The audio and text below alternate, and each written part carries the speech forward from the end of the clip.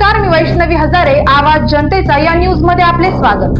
सावधान, तुम्हालाही सोशल मीडियावर मैत्रीची ऑफर येते का? तर तपासून पहा तुमच्या सोबत हनी ट्रॅप तर होत नाहीये ना। श्रीरामपूर मध्ये हनी ट्रॅपचे जाळे जल्दीने पसरत आहे। प्रथमतः सोशल मीडियाद्वारे फ्रेंडशिप करायची आणि नंतर प्रेमाच्या जाळ्यात फसवून समोरच्या व्यक्तीला ब्लॅकमेल करायची। अशीच एक टीम अहिल्यानगर जिल्ह्यात व तालुक्यांमध्ये तयार आहे। आता असाच एक प्रकार श्रीरामपूरच्या रेल्वे पोलीस कर्मचारी सोबत घडला आहे। त्या टीमने 1 कोटीची खंडणी मागितली, ती न दिल्यामुळे बलात्काराचा गुन्हा दाखल करण्यात आलाय आणि नागरिकांमध्ये अशी कुजबुज ही सुरू आहे की या प्रकरणात काही प्रतिष्ठित व्यक्ती आणि महिला सामील आहेत। अशा हनी ट्रॅप करणाऱ्या महिला शहरांमध्ये वावरत आहेत। रोज कुणी ना कुणी नवीन शिकार जाळ्यात ओढत आहेत। आधी सगळ्या गोष्टी दोघांच्या संमतीने घडवून आणायच्या आणि नंतर सतत पैशाची मागणी करायची। नंतर पैशाची पूर्तता न झाल्यास गुन्हा दाखल करायचे आणि त्या व्यक्तीला पैशासाठी मानसिकरित्या छळायचे। पोलिसांनी याबाबतची शहानिशा करण्याची गरज आहे। एखाद्यावर खोटा गुन्हा दाखल झाल्याने त्याचे जीवनही उद्ध्वस्त होऊ शकते।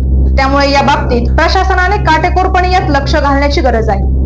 श्रीरामपूरमध्ये एका पोलीस कर्मचाऱ्याला राहुरी तालुक्यातील एका पक्षातील महिला पदाधिकाऱ्यांनी व तिच्याबरोबर असलेल्या दोघांनी हनी ट्रॅपच्या जाळ्यात अडकवत बलात्काराचा गुन्हा दाखल करण्याची धमकी देत आणि हनी ट्रॅप करत 1 कोटीची खंडणी मागितली असल्याची तक्रार संबंधित पोलीस खात्यात काम करणाऱ्या पोलीस कर्मचाऱ्यांनी केली असल्याची चर्चा सध्या वर्तुळात होत असून यामध्ये सदर तरुणी ही राहुरी तालुक्यातील असल्याची दबके आवाजात बोलले जात आहे। एका पक्षातील ती महिला पदाधिकारी कोण याची ही वेगवेगळ्या स्तरातून चर्चा सुरू आहे।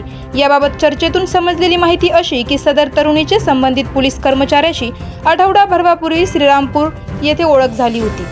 या ओळखीच्या माध्यमातून संबंधित एका पक्षातील तरुणीने त्या पोलीस कर्मचाऱ्याचा नंबर घेतला व त्या नंबरवर मेसेज सुरू केली।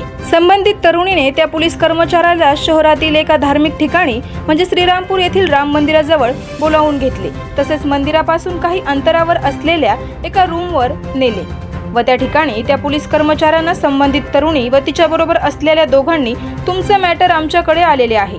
मी यापूर्वीही एका जिल्ह्यातील बड्या नेत्याचा कार्यक्रम वाजवला आहे, तुमचाही कार्यक्रम वाजवतो, त्यामुळे तुम्हाला आता आम्ही जसे सांगेल तसे करावे लागेल। आता याचे परिणाम वेगळे होते हे तुम्हाला या प्रकरणातून सही सलामत सुटायचे असल्यास तुम्हाला आम्ही सांगेल तसे वागावे लागेल अशी धमकी देत 1 कोटी रुपये द्यावा, नाहीतर तुमच्या विरोधात बलात्कार व इतर गंभीर स्वरूपाचे खोटे गुन्हे दाखल करून अशी धमकी देत असल्याची चर्चा होत आहे।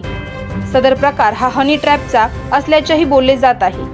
दरम्यान संबंधित तरुणीशी तिच्याबरोबर असलेल्या दोघांची चर्चा करून त्या पोलीस कर्मचाऱ्यांनी काही काळापुरती त्यांच्यापासून सुटका करून घेतली।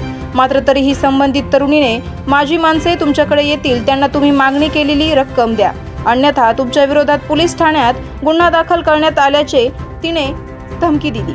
सदर प्रकरण हे काय आहे? संबंधित त्या पोलीस कर्मचाऱ्यावर खरोखरच त्या एका पक्षातील तरुणीने हनी ट्रॅप केला का तो पोलीस कर्मचारी त्या तरुणीला गुंतवण्याचा प्रयत्न करत आहे हे मात्र समजू शकले नाही। मात्र या घडलेल्या हनी ट्रॅप प्रकरणाची चांगलीच चर्चा होत आहे। ब्युरो रिपोर्ट, आवाज जनतेचा न्यूज। करायचा आहे लाईव्ह कार्यक्रम किंवा आहे कसले आंदोलन, जनसामान्यपर्यंत पोहोचेल आपला हक्काचा आवाज, आवाज जनतेचा। बातमी व जाहिरातीसाठी संपर्क करा स्क्रीनवर दिलेल्या नंबरवर।